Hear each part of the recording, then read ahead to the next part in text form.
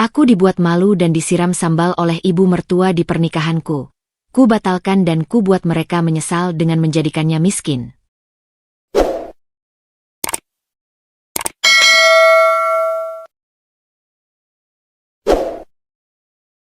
Kehidupan sederhana.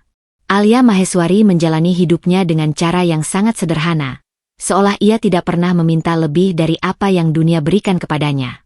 Setiap pagi, ia bangun lebih awal dari alarmnya, bukan karena ia punya kemewahan untuk bermalas-malasan, tetapi karena tanggung jawab sudah menjadi bagian dari dirinya sejak lama. Kamar kecilnya tidak banyak dihiasi barang. Hanya ada meja kerja sederhana, tumpukan sketsa desain, dan secangkir kopi hitam yang selalu menjadi teman setianya sebelum hari dimulai. Di dinding, tidak ada foto-foto mewah atau penghargaan besar. Hanya catatan kecil berisi target hidup yang ia tulis sendiri.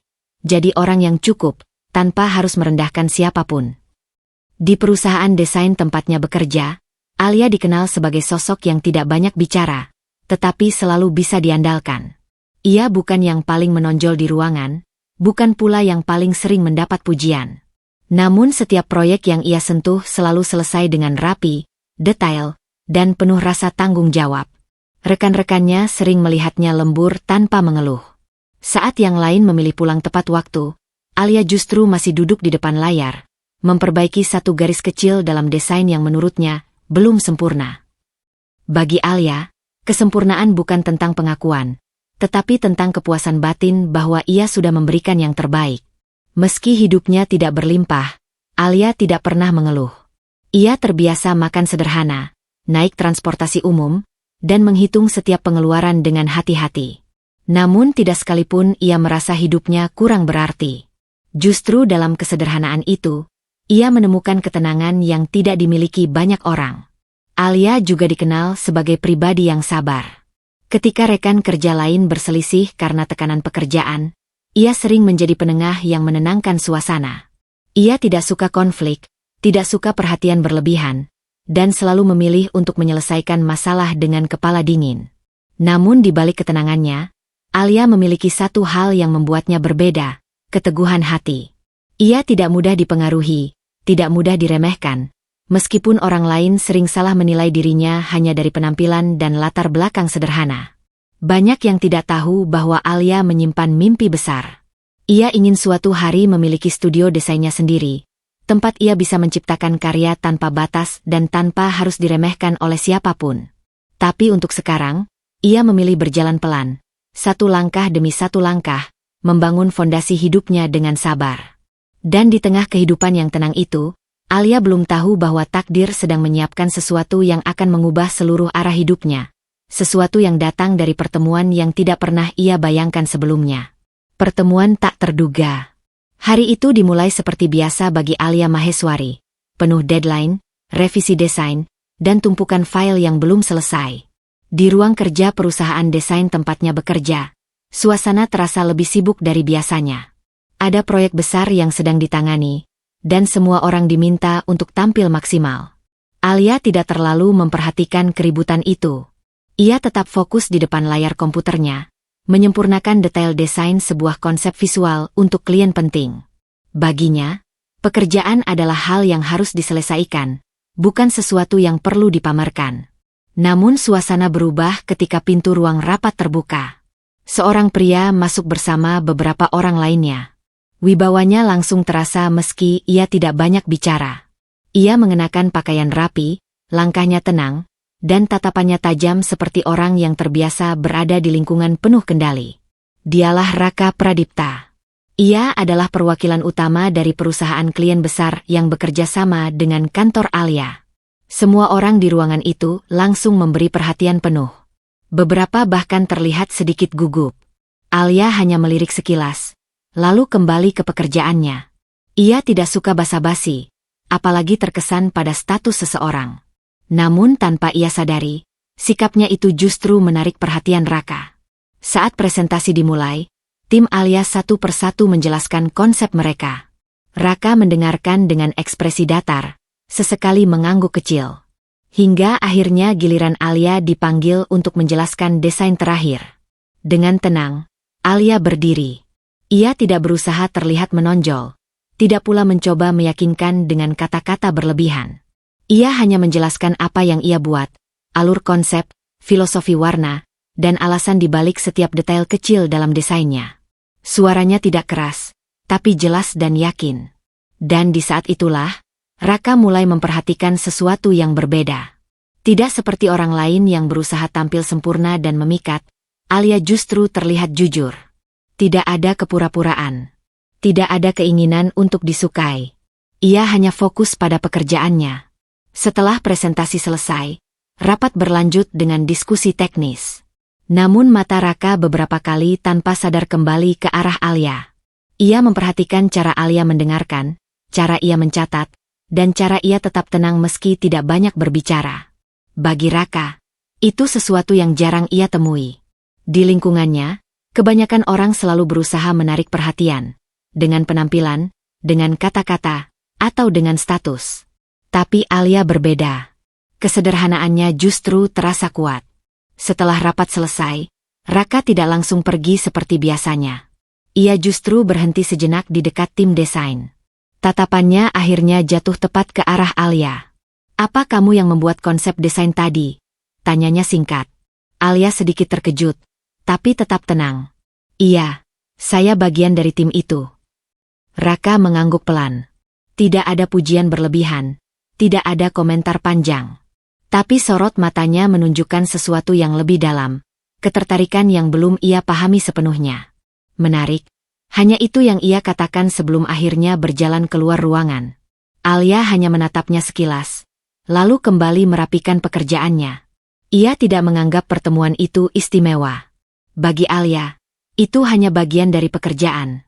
Namun bagi Raka, pertemuan itu meninggalkan sesuatu yang berbeda. Sesuatu yang pelan-pelan mulai mengganggu pikirannya di tengah dunia yang selama ini terasa terlalu teratur dan penuh kepalsuan.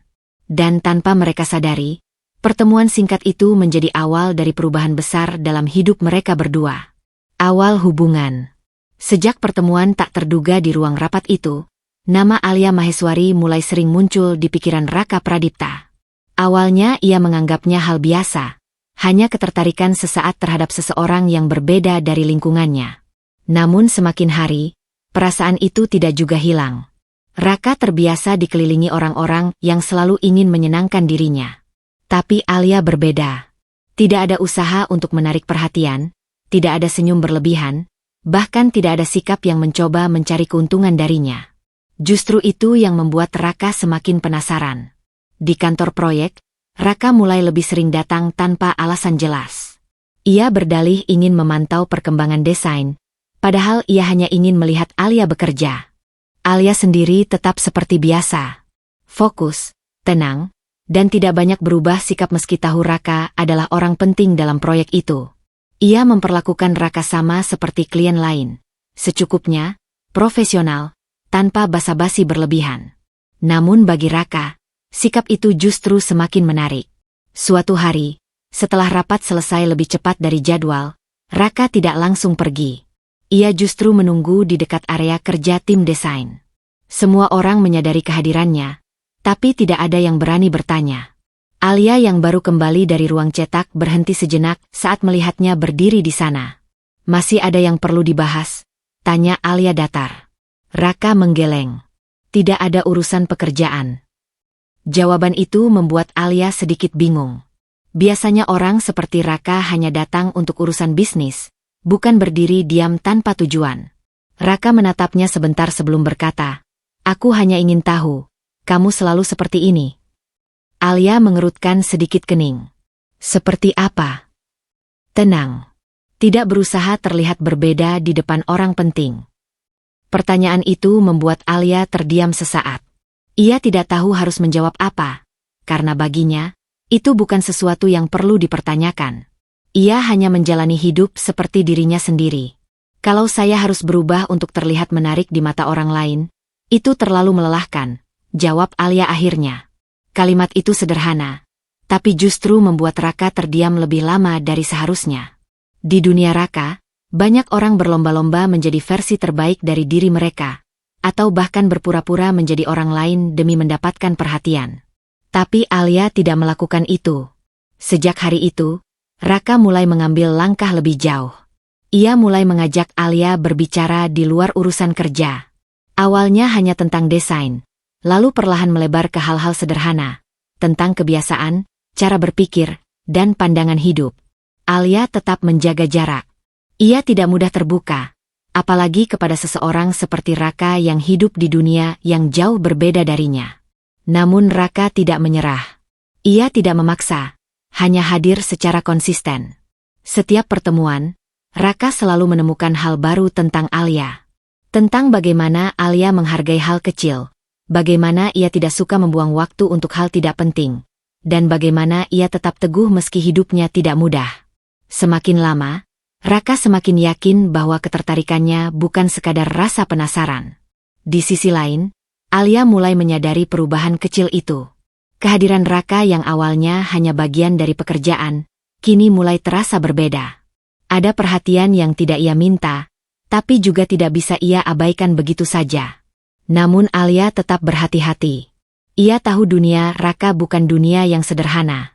Dan ia tidak ingin terseret terlalu jauh sebelum benar-benar memahami niatnya. Sementara itu, Raka mulai membuat keputusan yang lebih serius. Ia tidak lagi hanya datang sebagai klien proyek. Ia mulai datang sebagai seseorang yang ingin mengenal Alia lebih dalam. Dan tanpa mereka sadari, hubungan yang awalnya hanya pertemuan kerja kini mulai berubah menjadi sesuatu yang jauh lebih rumit. Sesuatu yang perlahan mengarah pada ikatan yang tidak bisa lagi dianggap biasa. Dunia yang berbeda. Semakin sering Alia Maheswari berinteraksi dengan Raka Pradipta, semakin ia menyadari satu hal yang perlahan tidak bisa ia abaikan. Mereka hidup di dua dunia yang sangat berbeda. Awalnya Alia mencoba mengabaikannya. Ia menganggap Raka hanya klien penting dengan kehidupan yang sedikit lebih mewah. Tapi semuanya berubah ketika Raka untuk pertama kalinya mengajaknya keluar dari lingkungan kerja. Hari itu, Raka menjemput Alia tanpa banyak penjelasan. Ia hanya mengatakan ingin menunjukkan sesuatu yang berbeda dari rutinitas. Alia sempat ragu, tapi akhirnya ikut. Mobil yang membawa mereka melaju melewati jalan-jalan kota yang semakin rapi dan bersih, hingga akhirnya berhenti di sebuah gedung tinggi yang bahkan membuat Alia harus sedikit mendongak untuk melihat puncaknya. Di sana, Raka membawanya masuk tanpa kesulitan sedikitpun. Semua orang menyapa Raka dengan sikap hormat yang jelas bukan karena formalitas, melainkan karena statusnya. Alia memperhatikan itu dalam diam. Setiap langkah Raka di tempat itu terasa seperti sudah diatur oleh dunia. Setiap orang mengenalnya, setiap pintu terbuka untuknya. Berbeda dengan Alia, yang selalu harus membuktikan dirinya dari nol setiap hari. Di dalam ruangan kaca besar di lantai atas, pemandangan kota terlihat seperti lukisan hidup. Cahaya lampu, gedung-gedung tinggi, dan kesibukan manusia di bawah sana tampak begitu kecil. Sering kesini? Tanya Alia akhirnya. Raka menggeleng pelan. Kadang.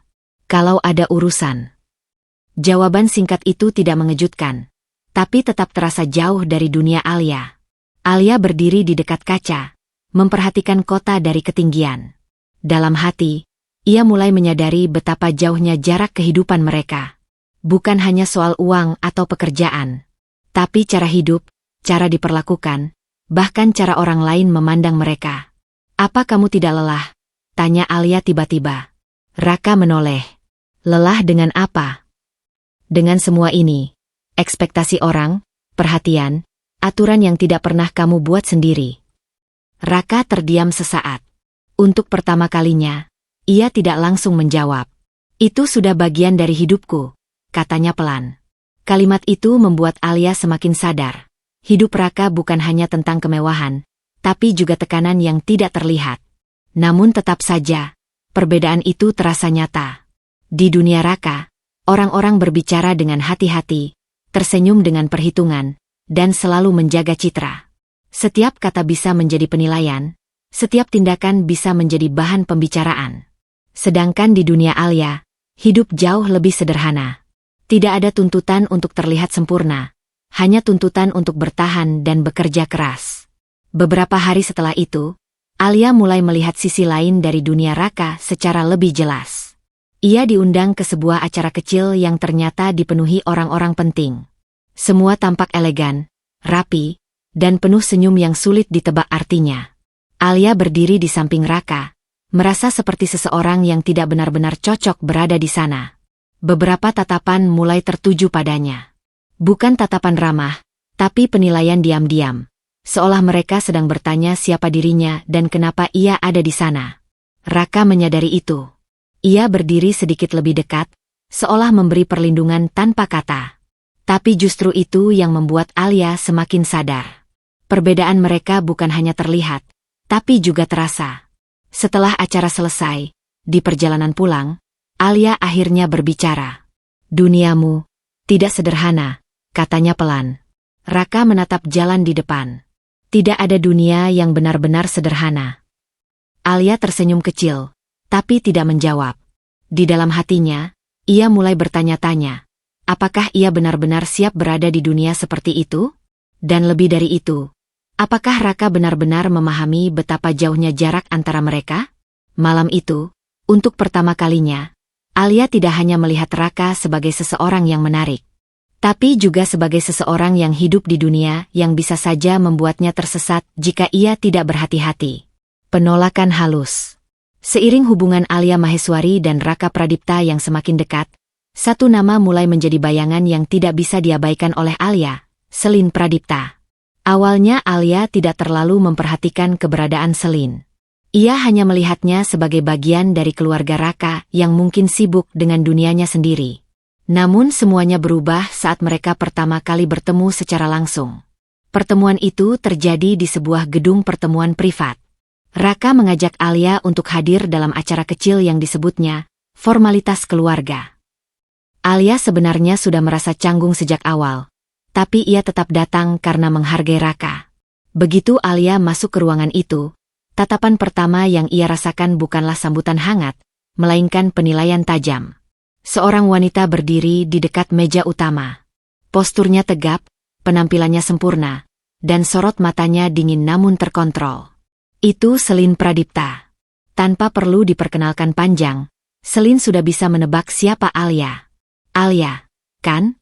Suara Selin terdengar lembut, tapi ada sesuatu yang sulit dijelaskan di dalamnya. Alia mengangguk sopan. "Iya." Selin tersenyum tipis. Namun senyum itu tidak sampai ke matanya. "Jadi ini yang kamu pilih, Raka?" Raka tidak langsung menjawab. Hanya menatap Selin dengan tenang. Alia merasakan sesuatu yang tidak nyaman, tapi ia tetap berdiri dengan sikap tenang seperti biasa.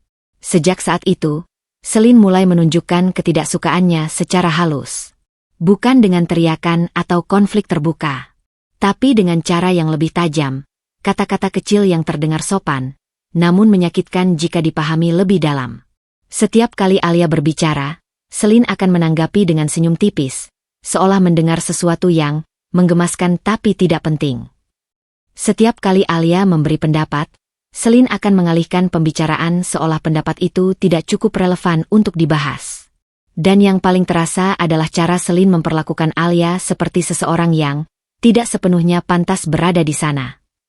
Di beberapa kesempatan, Selin bahkan berkata di depan orang lain dengan nada santai, "Raka memang punya selera yang unik akhir-akhir ini." Kalimat itu terdengar ringan, tapi cukup untuk membuat suasana menjadi canggung. Alia tidak membalas. Ia hanya tersenyum kecil dan memilih diam. Namun di dalam dirinya, ia mulai memahami satu hal, penolakan tidak selalu datang dalam bentuk keras. Kadang ia datang dalam bentuk yang rapi, sopan, dan sulit untuk diprotes. Raka menyadari perubahan suasana itu. Ia beberapa kali mencoba mengalihkan pembicaraan, atau membawa Alia menjauh dari situasi yang terlalu tidak nyaman. Tapi Selin tetap Selin, halus, cerdas, dan sulit ditegur tanpa membuat situasi semakin rumit. Suatu hari, Selin berbicara langsung kepada Alia saat Raka sedang tidak berada di dekat mereka. "Aku tidak tahu kamu sadar atau tidak," kata Selin pelan, "tapi dunia ini tidak mudah untuk orang yang tidak terbiasa." Alia menatapnya tenang. "Saya tidak pernah bilang saya terbiasa." Selin tersenyum kecil. "Itu justru masalahnya." Kalimat itu menggantung di udara. Bukan ancaman. Bukan kemarahan. Tapi penolakan yang dibungkus dengan perhatian. Sejak hari itu, Alia mulai merasakan batas yang tidak terlihat. Di satu sisi ada Raka yang semakin dekat dan menunjukkan keseriusan. Di sisi lain ada Selin yang secara perlahan membangun jarak, seolah ingin mengingatkan bahwa Alia tidak sepenuhnya diterima di dunia mereka. Dan di tengah semua itu, Alia mulai bertanya pada dirinya sendiri. Apakah cinta cukup kuat untuk bertahan di tengah penolakan yang tidak pernah diucapkan secara langsung, tapi selalu terasa di setiap pertemuan? Bertahan demi cinta. Hari-hari setelah pertemuan dengan Selin Pradipta membuat Alia Maheswari semakin sadar bahwa hubungannya dengan Raka Pradipta bukanlah sesuatu yang sederhana.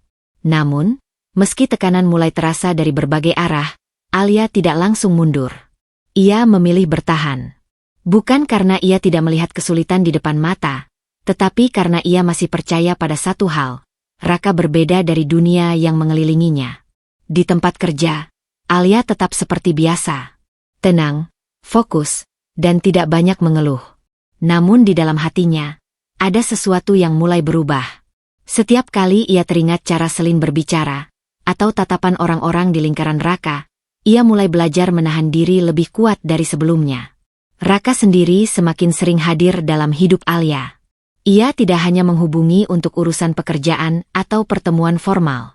Kini ia mulai mengajak Alia berbicara lebih lama, lebih pribadi, dan lebih jujur.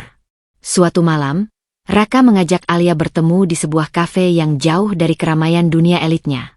Tempat itu sederhana, tidak mewah, dan justru terasa lebih nyata dibandingkan tempat yang biasa ia datangi. Alia duduk di seberangnya, memperhatikan Raka yang terlihat sedikit lebih santai dari biasanya. "Kamu kelihatan capek," kata Alia pelan. Raka tersenyum kecil. "Bukan capek fisik." Lalu, Raka terdiam sebentar, lalu menatap Alia lebih serius dari biasanya. "Capek karena orang-orang selalu punya pendapat tentang hidupku, bahkan tentang siapa yang harus aku pilih." Alia tidak langsung menjawab. Ia sudah bisa menebak arah pembicaraan itu. "Aku tahu Selin tidak menyukaimu," lanjut Raka. "Tapi itu bukan sesuatu yang bisa aku ubah dalam waktu singkat." Alia mengangguk pelan. "Aku mengerti." Namun di dalam hatinya, kata mengerti itu terasa lebih berat dari yang ia tunjukkan. Raka memperhatikan wajah Alia. "Kamu tidak terganggu?" Alia tersenyum kecil. "Terganggu itu manusiawi. Tapi aku juga tidak mau menilai semuanya dari satu sisi." Kalimat itu membuat Raka terdiam. Alia tidak mengeluh, tidak menyalahkan, tidak menuntut. Tapi justru itu yang membuat Raka semakin merasa bahwa Alia berbeda dari orang-orang yang pernah ia temui.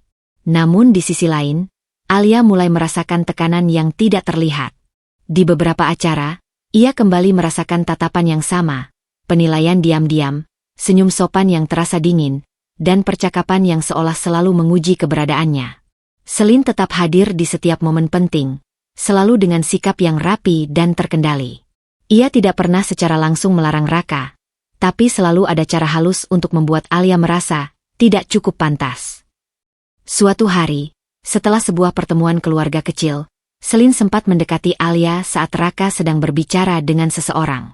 "Kamu tahu," kata Selin pelan, "bertahan di dunia seperti ini itu bukan soal cinta saja." Alia menatapnya tenang. "Lalu soal apa?"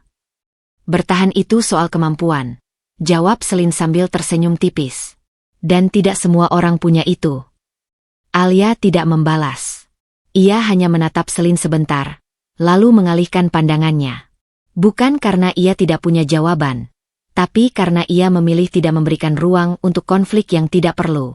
Malam itu, saat pulang, Alia duduk di dalam mobil bersama Raka dalam keheningan. Raka akhirnya bertanya, "Kamu baik-baik saja?" Alia mengangguk. "Iya." Tapi Raka tahu, jawaban itu tidak sepenuhnya jujur. Di dalam dirinya, Alia sedang berjuang. Bukan melawan Selin secara langsung, bukan melawan dunia Raka, tetapi melawan keraguan yang mulai tumbuh perlahan. Namun di tengah semua itu, satu hal masih membuatnya bertahan, cara Raka memandangnya. Bukan seperti orang yang ingin mengubahnya, tapi seperti seseorang yang benar-benar melihat dirinya apa adanya. Dan untuk saat ini, itu cukup bagi Alia untuk tetap berdiri, meski dunia di sekitarnya mulai terasa semakin berat. Lamaran mewah. Hari itu, Alia Maheswari tidak pernah menyangka hidupnya akan berubah dalam satu momen yang begitu besar. Sejak pagi, Raka Pradipta tidak seperti biasanya. Ia tidak banyak bicara lewat pesan, hanya meminta Alia untuk menemuinya di malam hari dengan satu kalimat singkat, pakai pakaian yang nyaman, tapi rapi. Alia sempat merasa ada yang berbeda, namun ia tidak terlalu memikirkannya. Ia mengira ini hanya makan malam biasa, seperti beberapa pertemuan mereka sebelumnya. Namun dugaan itu langsung hilang ketika mobil yang menjemputnya tidak berhenti di restoran, melainkan membawa mereka ke sebuah tempat yang sama sekali tidak ia duga. Sebuah gedung acara pribadi yang luas, tenang, dan dipenuhi cahaya hangat dari dekorasi yang tertata sempurna. Alia turun dari mobil dengan sedikit kebingungan. "Raka, ini tempat apa?" tanyanya pelan. Raka hanya tersenyum kecil. "Ikut saja." Langkah mereka melewati lorong yang dipenuhi bunga-bunga putih dan cahaya lembut. Tidak ada keramaian, tidak ada gangguan. Hanya suasana yang terasa sengaja dibuat untuk satu momen penting. Semakin jauh mereka melangkah, jantung Alia mulai terasa tidak biasa. Hingga akhirnya mereka tiba di sebuah ruangan terbuka. Di sana, suasana berubah menjadi sangat hening. Lilin-lilin kecil tersusun rapi, bunga segar memenuhi setiap sudut, dan cahaya kota dari kejauhan terlihat seperti latar belakang sebuah mimpi. Alia berhenti melangkah. "Raka, ini terlalu berlebihan," katanya pelan, bingung antara kagum dan gugup. Raka menatapnya dengan tenang. Kali ini tidak ada keraguan di matanya.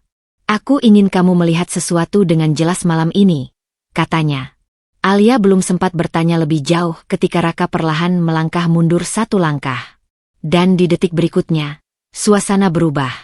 Lampu sedikit meredup, dan perhatian seluruh ruangan, yang ternyata diisi beberapa orang dekat Raka, tertuju pada satu titik. Raka berlutut. Alia membeku. Untuk beberapa detik, dunia seakan berhenti. Raka membuka sebuah kotak kecil berisi cincin sederhana namun elegan. Tidak terlalu mencolok, tapi jelas memiliki makna yang dalam. "Alia," suara Raka terdengar lebih lembut dari biasanya, tapi penuh keyakinan. "Aku tidak ingin hidupku berjalan tanpa kamu di dalamnya." Alia menatapnya tanpa kata. Raka melanjutkan. "Aku tahu dunia kita berbeda. Aku tahu tidak semuanya mudah. Tapi aku juga tahu, aku tidak ingin kehilangan kamu hanya karena itu." Keheningan memenuhi ruangan. Semua orang menunggu jawaban Alia. Di dalam hati Alia, perasaan yang bercampur mulai muncul. Kaget, haru, takut, tapi juga bahagia. Semua perjuangan, semua penolakan halus yang ia rasakan sebelumnya, seolah terbayar dalam satu momen ini. Selin tidak ada di sana. Tapi bayangannya tetap terasa jauh di belakang pikirannya. Alia menarik napas pelan. Matanya menatap Raka lama. Dan akhirnya, dengan suara yang sedikit bergetar namun pasti, ia berkata, "Iya, aku mau." Senyum Raka langsung berubah menjadi lega yang dalam. Ia berdiri dan menyematkan cincin itu ke jari Alia dengan hati-hati, seolah itu adalah sesuatu yang paling berharga dalam hidupnya. Tepuk tangan pelan terdengar di ruangan itu, namun bagi Alia, semuanya terasa seperti dunia yang sedang menguatkan langkah barunya. Malam itu, Alia tidak hanya menerima sebuah lamaran. Ia menerima harapan baru, bahwa cinta bisa menjadi jembatan antara dua dunia yang berbeda. Namun di balik kebahagiaan itu, ia belum tahu bahwa tidak semua orang akan menerima keputusan ini dengan hati yang sama. Tanda-tanda buruk. Setelah malam lamaran itu, kehidupan Alia Maheswari seharusnya dipenuhi kebahagiaan. Cincin di jarinya menjadi simbol baru dari masa depan yang ia impikan bersama Raka Pradipta. Namun, di balik itu semua, ada satu bayangan yang semakin jelas. Selin Pradipta tidak akan tinggal diam. Awalnya, semuanya terlihat tenang.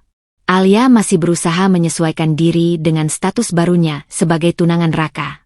Ia tetap sederhana, tetap rendah hati, dan tidak berusaha mengubah dirinya menjadi bagian dari dunia yang terlalu mewah. Namun justru itu yang mulai menjadi bahan pembicaraan. Suatu malam, Raka mengajak Alia menghadiri sebuah acara sosial penting, pertemuan para rekan bisnis dan lingkaran elit keluarganya. Alia sebenarnya ragu, tetapi ia tidak ingin terus menghindar. Ia ingin belajar berdiri di dunia Raka, meski terasa asing. Saat mereka masuk ke ruangan acara, semua mata langsung tertuju pada mereka. Alia tetap tenang, meski ia bisa merasakan perbedaan yang begitu tajam antara dirinya dan orang-orang di sana. Gaun yang ia kenakan sederhana dibandingkan dengan kemewahan yang mengelilinginya, namun ia berusaha bersikap wajar. Raka menggenggam tangannya sebentar, seolah memberi kekuatan. "Aku di sini," bisiknya pelan. Alia mengangguk. Namun ketenangan itu tidak bertahan lama. Di tengah acara, suara percakapan mulai berubah arah ketika Selin Pradipta muncul. Seperti biasa, ia hadir dengan penampilan sempurna dan aura yang membuat orang otomatis memberi ruang. Selin melangkah masuk tanpa tergesa, lalu pandangannya langsung tertuju pada Alia. Senyumnya muncul, halus, tapi dingin. "Jadi ini calon istri Raka," katanya pelan, cukup untuk didengar orang-orang terdekat. Beberapa orang mulai memperhatikan lebih serius. Alia menoleh, tetap menjaga sikap sopan. "Halo, Selin." Selin mendekat, lalu mengamati Alia dari atas ke bawah tanpa berusaha menyembunyikan penilaiannya. "Lucu juga," ucapnya sambil tersenyum tipis. "Aku kira Raka hanya bercanda waktu itu." Suasana di sekitar mereka mulai menegang.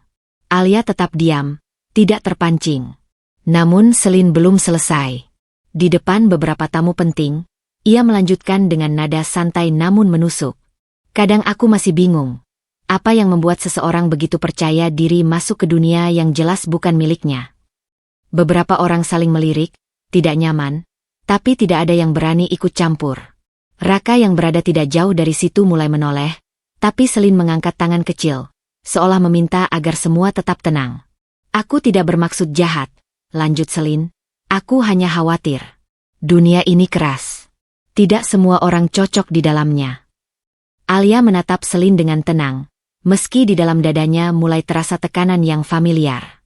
Ini bukan pertama kalinya ia direndahkan. Tapi kali ini berbeda, karena dilakukan di depan banyak orang, dengan senyum yang tidak terlihat seperti penghinaan, tapi terasa seperti pisau yang sangat rapi. Raka akhirnya datang mendekat. "Selin," suaranya tegas, memberi peringatan halus. Selin menoleh dan tersenyum ringan. "Aku hanya berbicara jujur, Raka." "Itu tidak salah, kan?" Keheningan kembali jatuh di antara mereka. Alia bisa merasakan semua mata masih tertuju padanya, menunggu reaksinya, menunggu apakah ia akan runtuh atau tetap berdiri. Dan untuk pertama kalinya, ia benar-benar memahami sesuatu. Penolakan Selin bukan lagi hal yang tersembunyi. Sekarang, itu sudah menjadi sesuatu yang sengaja diperlihatkan. Malam itu, saat acara berakhir, Alia pulang dengan perasaan yang tidak bisa ia jelaskan sepenuhnya. Bukan marah, bukan juga menyerah. Tapi ada sesuatu yang mulai tumbuh di dalam dirinya. Kesadaran bahwa langkahnya ke dunia Raka tidak akan pernah benar-benar mudah. Dan di balik semua itu, satu pertanyaan mulai muncul di benaknya. Apakah ia benar-benar akan diterima? Atau hanya terus diuji sampai ia menyerah sendiri? Diamnya Raka. Setelah kejadian di acara sosial itu, Alia Maheswari mulai merasakan sesuatu yang berbeda dalam hubungannya dengan Raka Pradipta. Bukan karena cinta mereka berkurang, tapi karena ada satu hal yang perlahan mulai melukai hatinya. Diamnya Raka setiap kali ia disakiti. Awalnya Alia mencoba mengerti. Ia tahu Selin bukan orang yang mudah dihadapi, dan dunia Raka memang penuh tekanan yang tidak sederhana. Ia meyakinkan dirinya bahwa mungkin Raka hanya butuh waktu untuk menyeimbangkan semuanya. Namun semakin sering kejadian itu terulang, semakin sulit bagi Alia untuk tetap tenang. Selin tidak pernah berhenti. Dalam pertemuan-pertemuan kecil, dalam acara keluarga, bahkan di momen yang seharusnya hangat, Selin selalu menemukan cara untuk menyisipkan kata-kata yang merendahkan Alia, halus, rapi, tapi menusuk. Dan di setiap momen itu, Alia selalu melihat hal yang sama. Raka diam. Tidak membantah dengan tegas. Tidak menghentikan dengan keras. Hanya diam. Atau kadang hanya menenangkan situasi tanpa benar-benar memihak secara jelas. Suatu malam, setelah sebuah acara makan malam keluarga, Alia akhirnya tidak bisa lagi menahan perasaannya.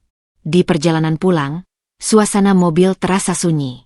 Jalanan kota melintas di luar jendela. Tapi di dalam mobil itu, udara terasa berat. Alia menatap keluar jendela sebelum akhirnya berbicara pelan. Raka. Raka menoleh. Iya. Alia terdiam sejenak, seolah mengumpulkan keberanian. Kenapa kamu selalu diam? Raka mengerutkan kening. Diam tentang apa? Alia menoleh padanya. Matanya tenang tapi ada luka yang tidak bisa disembunyikan. Setiap kali aku diperlakukan seperti itu, kamu selalu memilih diam. Raka terdiam. Mobil terus melaju. Tapi percakapan itu seperti menghentikan waktu. Aku tidak diam, jawab Raka akhirnya. Aku hanya tidak ingin memperbesar masalah.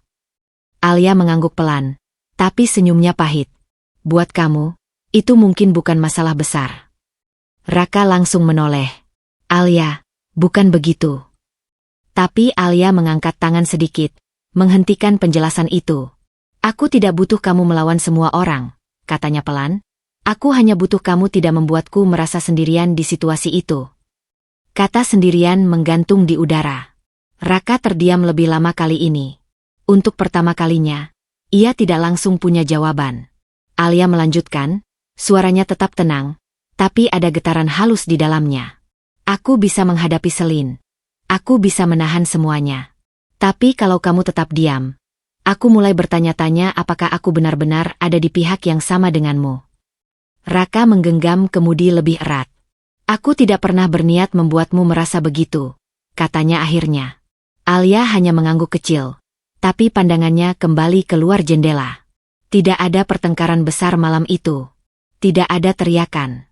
Tapi justru itu yang membuatnya lebih menyakitkan. Karena diam bukan lagi sekadar sikap. Sekarang, diam itu mulai terasa seperti jarak. Sejak malam itu, Alia mulai berubah sedikit demi sedikit. Ia tetap hadir di sisi Raka, tetap tersenyum, tetap menjalani hubungan mereka. Namun di dalam hatinya, ada sesuatu yang mulai retak pelan-pelan. Bukan karena ia tidak mencintai Raka, tapi karena ia mulai bertanya-tanya. Apakah cinta saja cukup, jika ia harus terus berjuang sendirian di tengah dunia yang tidak pernah benar-benar menerimanya? Hari pernikahan. Hari yang seharusnya menjadi puncak kebahagiaan akhirnya tiba pagi itu. Alia Maheswari terbangun lebih awal dari biasanya. Namun kali ini bukan karena pekerjaan atau kebiasaan lama, melainkan karena kenyataan bahwa hari ini ia akan resmi menjadi istri dari Raka Pradipta. Di kamar rias yang sunyi, Alia duduk di depan cermin besar. Para penata rias bekerja dengan hati-hati, sementara di luar ruangan suasana sudah mulai dipenuhi persiapan acara besar. Alia menatap dirinya sendiri dalam diam. Gaun pengantin yang ia kenakan tidak berlebihan. Sederhana, putih bersih, dengan potongan elegan yang justru membuatnya terlihat lebih anggun. Tidak ada kemewahan yang mencolok, tapi ada ketenangan yang terpancar dari dirinya. Namun di balik ketenangan itu, ada sesuatu yang tidak terlihat orang lain. Campuran antara harapan dan ketakutan yang ia simpan rapat-rapat. Hari ini adalah hari yang ia impikan bersama Raka. Tapi juga hari yang membuatnya mengingat semua luka kecil yang pernah ia rasakan. Tatapan dingin, kata-kata halus yang menyakitkan, dan diam yang seringkali lebih keras dari penghinaan. Ketika pintu kamar terbuka, Raka masuk dengan pakaian formal pernikahan. Wajahnya terlihat tegang, tapi matanya langsung mencari Alia. Saat pandangan mereka bertemu, untuk sesaat semuanya terasa lebih tenang. Kamu cantik, kata Raka pelan. Alia tersenyum kecil. Terima kasih. Tidak ada kata-kata berlebihan. Tidak ada percakapan panjang. Hanya keheningan yang terasa berbeda dari biasanya. Lebih hangat, tapi juga lebih berat. Di luar, tamu-tamu mulai berdatangan. Suara musik lembut mengisi ruangan, dan suasana perlahan berubah menjadi momen yang seharusnya penuh kebahagiaan. Namun di antara semua itu, satu nama masih terasa seperti bayangan yang tidak bisa dihindari, Selin Pradipta. Alia belum melihatnya sejak pagi, tapi ia tahu kehadiran Selin selalu seperti itu, tidak selalu terlihat di awal, tapi selalu terasa di saat-saat penting. Acara pun dimulai. Alia berjalan perlahan menyusuri lorong putih menuju altar. Setiap langkahnya terasa seperti memasuki dunia baru yang selama ini ia perjuangkan. Semua mata tertuju padanya. Namun Alia tidak melihat mereka. Pandangannya hanya fokus pada satu titik di depan. Raka. Raka berdiri di sana, menunggunya. Untuk sesaat, Alia merasa semua perjuangan, semua perbedaan dunia, dan semua luka kecil yang pernah ia alami seakan menemukan makna. Ia semakin dekat. Langkah demi langkah. Hingga akhirnya ia berdiri di hadapan Raka. Hening. Suara musik pelan mengalun, dan seluruh ruangan seperti menahan napas. Raka menatap Alia dalam-dalam. Kali ini tidak ada keraguan di matanya. Hanya keputusan yang sudah ia pilih sejak lama. Alia pun menatapnya kembali. Dan di antara tatapan itu, ada satu harapan yang sama, bahwa setelah semua ini, mereka akhirnya bisa benar-benar bersama tanpa jarak. Namun di sudut ruangan, jauh dari pusat perhatian, seseorang memperhatikan dengan tatapan yang sulit ditebak. Selin Pradipta. Wajahnya tenang, senyumnya tipis, tapi matanya menyimpan sesuatu yang berbeda. Sesuatu yang belum dimulai, tapi jelas belum selesai. Dan hari itu, tanpa disadari Alia, bukan hanya sebuah pernikahan yang sedang berlangsung, tapi juga awal dari sesuatu yang jauh lebih besar dari yang ia bayangkan. Penghinaan di pelaminan. Suasana pernikahan yang semula hangat perlahan berubah menjadi sesuatu yang tegang tanpa disadari siapapun. Alia Maheswari berdiri di pelaminan, masih mengenakan gaun putihnya yang sederhana namun elegan. Di sampingnya, Raka Pradipta berdiri tegak, mencoba tersenyum di depan para tamu yang terus memperhatikan momen sakral itu. Semua tampak sempurna di permukaan. Namun di balik itu, ada ketegangan yang tidak terlihat. Dan semua itu meledak dalam satu detik. Saat acara berlangsung dan semua orang sedang fokus pada prosesi, Selin Pradipta melangkah maju dari sisi ruangan. Tidak ada yang langsung menyadari gerakannya, sampai akhirnya ia sudah berada cukup dekat dengan pelaminan. Alia sempat menangkap keberadaannya, tapi belum sempat bereaksi. Selin berhenti tepat di depan Alia. Ruangan mendadak sunyi. Beberapa tamu mulai memperhatikan, merasakan ada sesuatu yang tidak biasa. Senyum Selin muncul, bukan senyum hangat, melainkan senyum dingin yang penuh penilaian. Jadi ini akhirnya, katanya pelan, cukup untuk terdengar oleh orang-orang di sekitar pelaminan. Alia menatapnya, masih mencoba tetap tenang. Selin. Namun sebelum Alia sempat melanjutkan kalimatnya, gerakan cepat terjadi. Selin mengambil sesuatu dari meja dekorasi terdekat. Sebuah mangkuk kecil berisi sambal yang disiapkan sebagai bagian dari hidangan resepsi.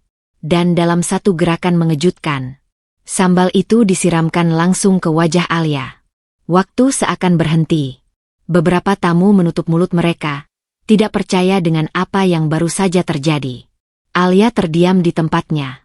Rambutnya, wajahnya, dan gaun putihnya terkena cairan merah itu. Sakit bukan hanya di kulitnya, tapi juga di harga dirinya. Di tengah keheningan yang menegang, suara Selin terdengar jelas dan dingin. Wanita miskin tidak pantas duduk di keluarga kami. Kalimat itu menggema di seluruh ruangan. Beberapa orang berdiri kaget. Beberapa lainnya hanya bisa membeku, tidak berani bergerak. Musik pernikahan yang tadi lembut kini terasa seperti berhenti total. Alia tidak langsung bereaksi. Matanya berkedip pelan, menahan rasa panas dan malu yang menyeruak bersamaan. Di sampingnya, Raka langsung menoleh dengan wajah terkejut. Selin. Suara Raka akhirnya meninggi, untuk pertama kalinya kehilangan ketenangannya. Namun semuanya sudah terjadi. Alia berdiri di pelaminan, di depan semua orang, dengan wajah yang tertunduk sedikit. Bukan karena lemah, tetapi karena mencoba menahan sesuatu yang jauh lebih besar dari rasa sakit.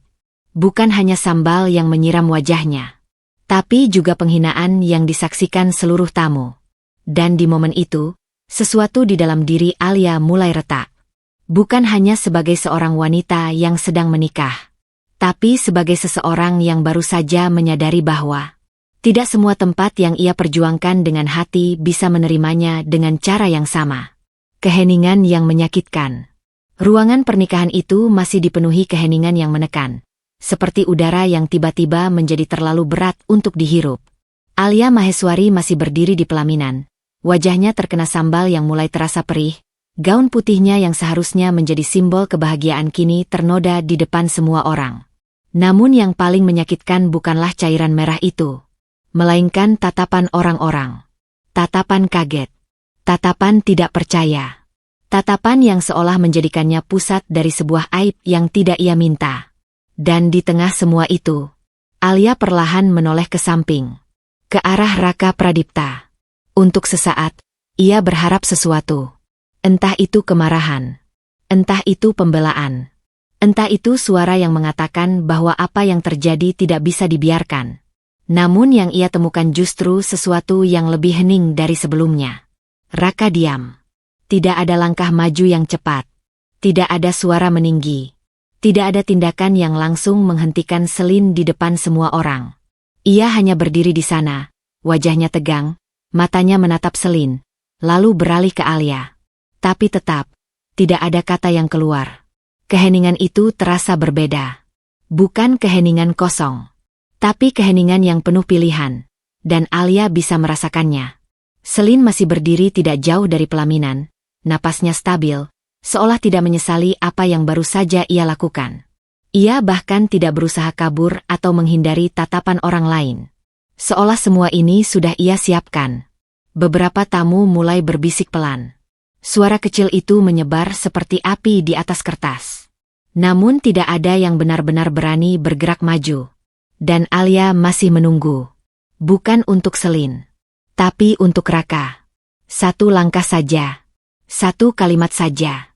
Satu tanda bahwa ia tidak sendiri di tengah ruangan itu. Namun yang datang justru keheningan yang semakin panjang. Raka akhirnya bergerak sedikit. Bukan ke arah Alia, bukan langsung ke arah Selin. Melainkan seperti seseorang yang sedang mencoba menahan situasi agar tidak semakin meledak. Selin. Suaranya akhirnya terdengar, rendah dan tertahan. Itu saja. Tidak ada kelanjutan. Tidak ada keputusan tegas. Tidak ada pembelaan penuh. Dan di saat itulah, sesuatu di dalam diri Alia mulai runtuh perlahan. Bukan karena sambal di wajahnya, tapi karena satu kenyataan yang mulai terasa jelas. Ia sendirian di pelaminan itu. Selin akhirnya mundur sedikit, masih dengan tatapan dingin yang sama. Ia tidak terlihat panik, tidak terlihat takut, hanya seperti seseorang yang baru saja membuktikan sesuatu. Sementara itu, Alia masih berdiri di tempat yang sama. Namun kini bukan hanya wajahnya yang terasa panas. Hatinya lah yang mulai terasa perih.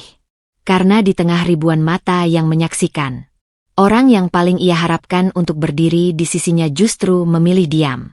Dan keheningan itu jauh lebih menyakitkan daripada penghinaan apapun yang baru saja terjadi. Keputusan besar. Keheningan masih menggantung di seluruh ruangan, seperti waktu yang enggan bergerak maju setelah kejadian di pelaminan itu. Alia Maheswari masih berdiri di tempat yang sama. Wajahnya yang terkena sambal belum sepenuhnya dibersihkan. Beberapa helai rambut menempel di pipinya. Dan gaun putih yang dulu menjadi simbol kebahagiaan kini berubah menjadi saksi dari sebuah penghinaan di depan banyak orang. Namun yang lebih berat dari semua itu bukanlah penampilan luarnya, melainkan apa yang terjadi di dalam dirinya. Di sebelahnya, Raka Pradipta masih berdiri. Diam. Wajahnya tegang, matanya bergerak cepat antara Alia dan Selin, seolah sedang mencari cara untuk memperbaiki sesuatu yang sudah terlanjur pecah. Tapi Alia sudah tidak lagi menunggu, tidak lagi berharap, tidak lagi mencari pembelaan yang tidak kunjung datang. Perlahan, Alia mengangkat wajahnya. Matanya tidak lagi berkaca-kaca. Yang ada hanya keteguhan yang lahir dari luka yang terlalu dalam untuk terus ditahan.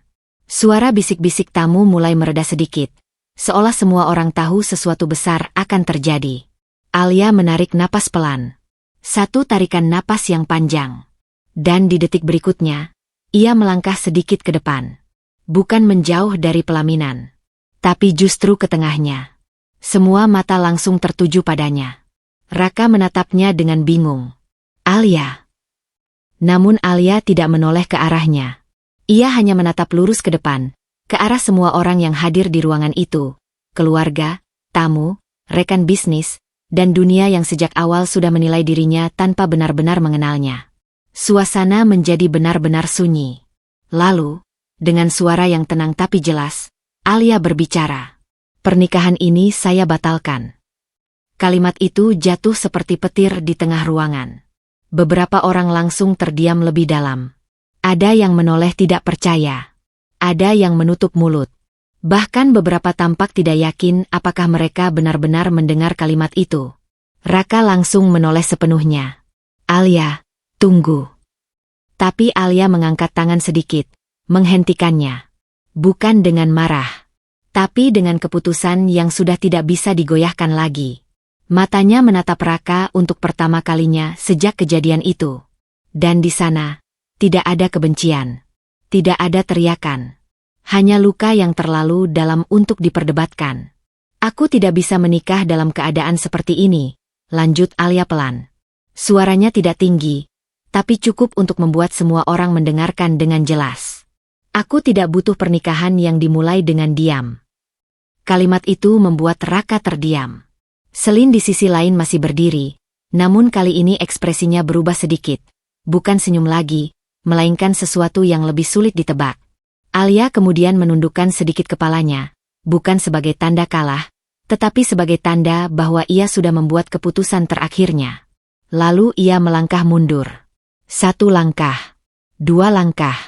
Menjauh dari pelaminan.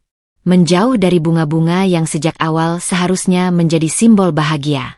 Dan di setiap langkah itu, ruangan terasa semakin hening. Bukan karena tidak ada yang ingin bicara, tapi karena tidak ada yang berani menghentikannya. Raka berdiri di tempatnya, seperti seseorang yang baru menyadari bahwa sesuatu yang penting baru saja hilang di depan matanya. Namun Alia tidak menoleh lagi. Ia sudah memilih. Bukan karena ia tidak mencintai, tapi karena ia tidak mau terus berdiri di tempat di mana suaranya tidak pernah benar-benar didengar saat ia paling membutuhkan. Dan hari itu, sebuah pernikahan berakhir bahkan sebelum benar-benar dimulai. "Langkah pergi." Setelah kalimat itu terucap, "Pernikahan ini saya batalkan." Ruangan seperti kehilangan napasnya. Namun Alia Maheswari tidak menunggu reaksi siapapun. Tidak untuk penjelasan. Tidak untuk tangisan. Tidak untuk permintaan maaf yang mungkin terlambat datang. Ia hanya berdiri beberapa detik di tengah pelaminan yang kini terasa seperti panggung kehancuran, lalu perlahan menurunkan pandangannya. Gaun putih yang masih ternoda sambal itu tidak lagi ia pedulikan. Riasan di wajahnya sudah tidak sempurna. Rambutnya sedikit berantakan. Tapi di dalam dirinya, ada sesuatu yang justru mulai kembali tersusun. Harga diri yang sempat diinjak, kini kembali berdiri. Di belakangnya, Raka Pradipta masih mencoba berbicara. "Alia, tunggu, kita bisa bicara." Suara itu terdengar, tapi tidak lagi sampai ke tempat yang sama seperti sebelumnya. Karena Alia sudah tidak lagi berada di ruang yang sama secara emosional. Ia tidak menoleh. 1 langkah. Itu saja yang ia ambil pertama kali. Langkah itu membuat beberapa tamu spontan membuka jalan. Seolah mereka tidak tahu harus bereaksi bagaimana. Langkah kedua. Suara bisik-bisik mulai terdengar lagi. Lebih pelan, lebih hati-hati. Langkah ketiga. Alia melewati barisan tamu yang sebelumnya menyaksikan dirinya dihina. Tanpa satupun dari mereka berani menghentikannya. Bukan karena mereka setuju. Tapi karena mereka sadar. Tidak ada yang bisa memperbaiki momen ini. Di tengah ruangan, Selin Pradipta masih berdiri. Matanya mengikuti setiap langkah Alia, tapi ekspresinya tidak lagi setajam sebelumnya. Hanya datar, seperti seseorang yang sedang mengamati hasil dari sesuatu yang sudah terlanjur terjadi. Namun Alia tidak lagi melihat ke arahnya.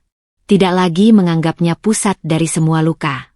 Alia berjalan terus. Dan setiap langkahnya menjauh dari pelaminan terasa seperti melepaskan sesuatu yang selama ini ia genggam terlalu lama. Harapan, kepercayaan, dan rasa ingin diterima. Raka akhirnya melangkah maju, lebih cepat kali ini. "Alia."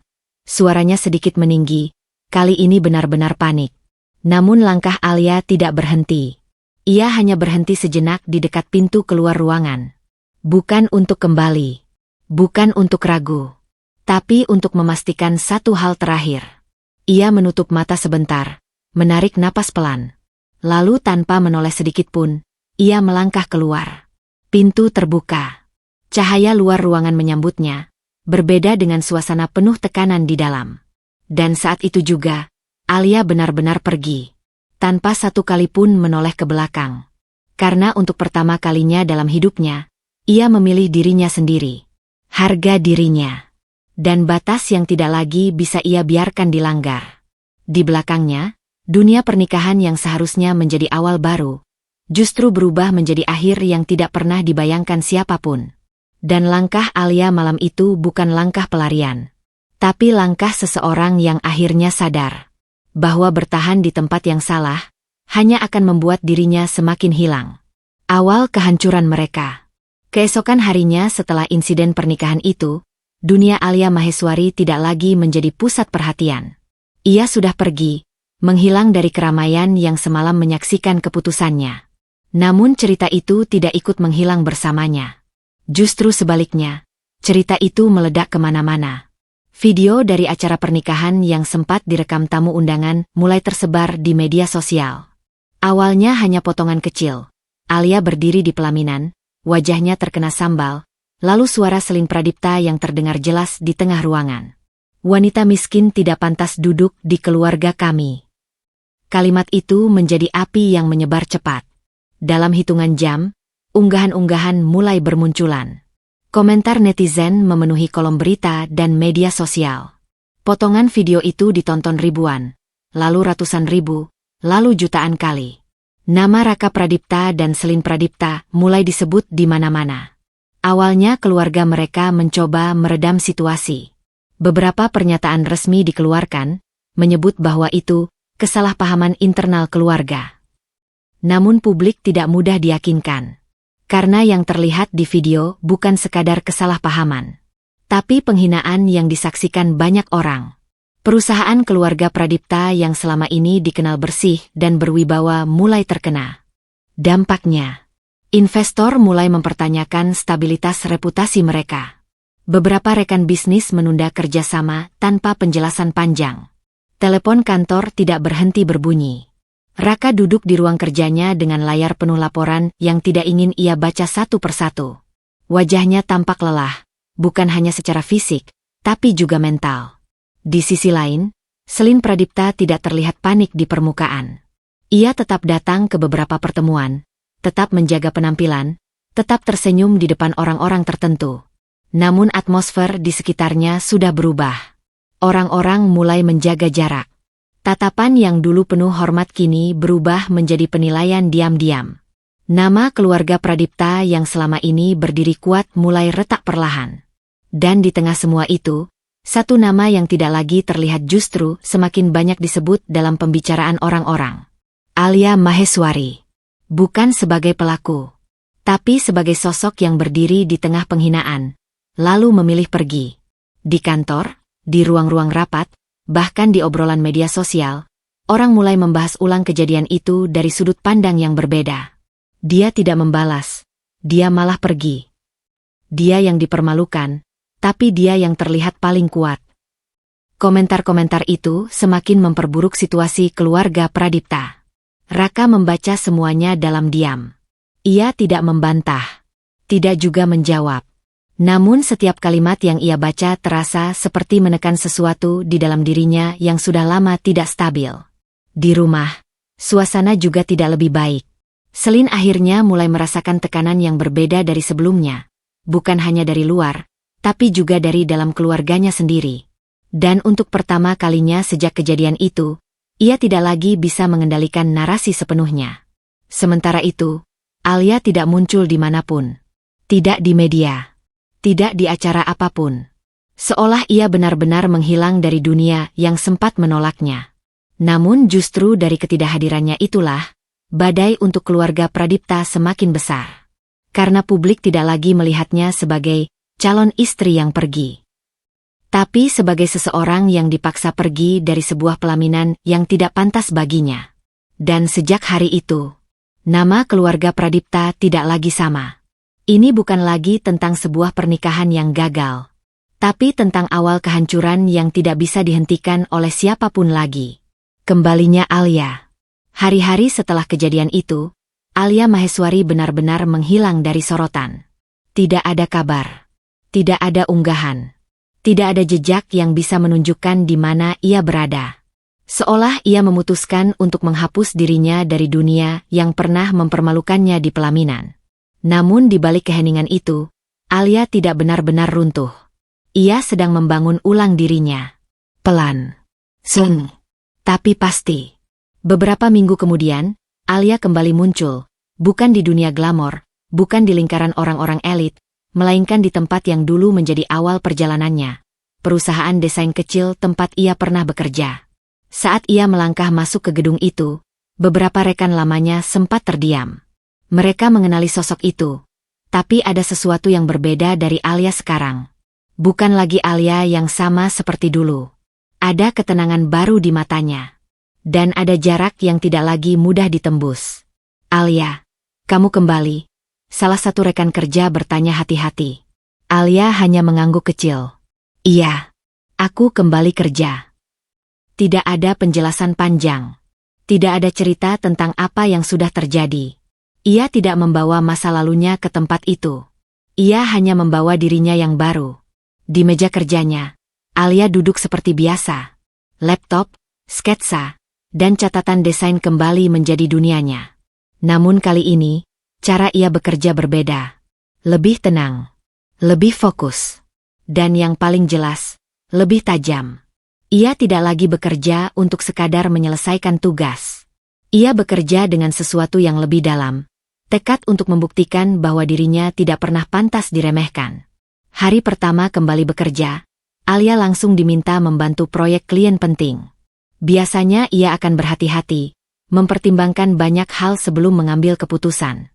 Tapi kali ini berbeda. Ia membaca brief sekali, lalu mulai bekerja tanpa ragu. Rekan-rekannya mulai memperhatikan perubahan itu. Alia jadi lebih cepat. Bukan cuma cepat, tapi lebih berani. Alia tidak lagi banyak berbicara seperti dulu. Ia tidak mencari validasi, tidak menunggu persetujuan orang lain. Ia hanya bekerja. Dan hasilnya mulai terlihat. Desain yang ia buat bukan hanya rapi, tapi memiliki karakter yang kuat. Seolah setiap garis di dalamnya membawa pengalaman yang tidak semua orang bisa pahami. Di sela-sela pekerjaannya, Alia sesekali menatap layar dengan tenang.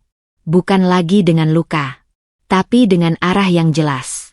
Ia tidak kembali untuk menjadi orang yang sama. Ia kembali sebagai seseorang yang sudah kehilangan sesuatu, dan memilih untuk tidak kehilangan dirinya sendiri. Di luar sana, dunia masih membicarakan namanya. Namun di dalam ruangan kecil itu, Alia tidak lagi hidup untuk menjadi bahan pembicaraan siapapun. Ia hidup untuk dirinya sendiri.